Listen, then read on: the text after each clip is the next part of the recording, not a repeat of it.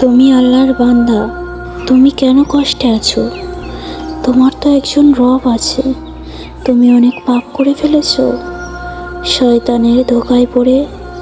তোমার ইমানের পাওয়ার শয়তানকে দেখিয়ে দাও। তাই তুমি নিরাশ হও না, ফিরে এসো সেই রবের দুয়ারে, যার দুয়ার কখনো বন্ধ হয় না।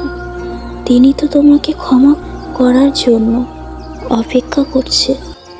তুমি কি জানো না তোমার রব কতটা মহান? তুমি জানো না অল্প ভুলেই মানুষ ছেড়ে যায়, অথচ হাজার ভুলের পরেও মহান আল্লাহ ছেড়ে যায় না। তুমি এত কিসের চিন্তা করছো?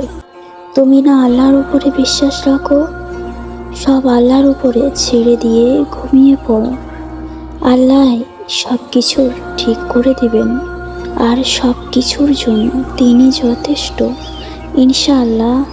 যদি দিনের পর দিন সেজদায় আর দোয়ার কাঁদতে কাঁদতে তোমার চোখের পানি শেষ হয়ে যায়, তাও তুমি কাঁদো, আল্লাহ প্রতিটা চোখের পানির দাম হিসাব কষে দেবেন। কষ্টে দম বন্ধ হয়ে গেলে, কেউ যন্ত্রণা দিলে, কারো দ্বারা দিনের পর দিন আঘাত পেলে ভেঙে পড়ো না। তোমার না রব আছে, তুমি তোমার রবের কাছে চাও। তিনি তো খালি হাতে ফেরায় না। ইনশাআল্লাহ সব দোয়া, সব চাওয়া, সব কিছু আল্লাহ পূরণ করবেন। আল্লাহ যে মহান, আল্লাহকে 5 বার ডাকলে আল্লাহ একবার ঠিক সাড়া দেবেন। আল্লাহ যে খালি হাতে ফিরিয়ে দিতে লজ্জাবোধ করেন। আল্লাহ আসমান জমিনের মালিক, তিনি দোয়ারই মালিক।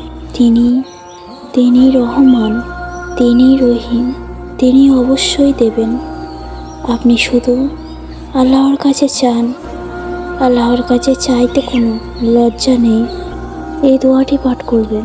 দোয়াটি হলো আল্লাহুম্মা মাগফিরলি ওয়ালিল মুমিনিনা ওয়াল মুমিনাত।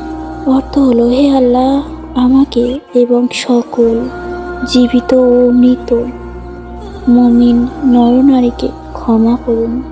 আল্লাহ সকলের মনের আশা পূরণ করুন, যেমনই কষ্ট থাকেন আর যাই চান আল্লাহর কাছে এই দোয়াটি করবেন।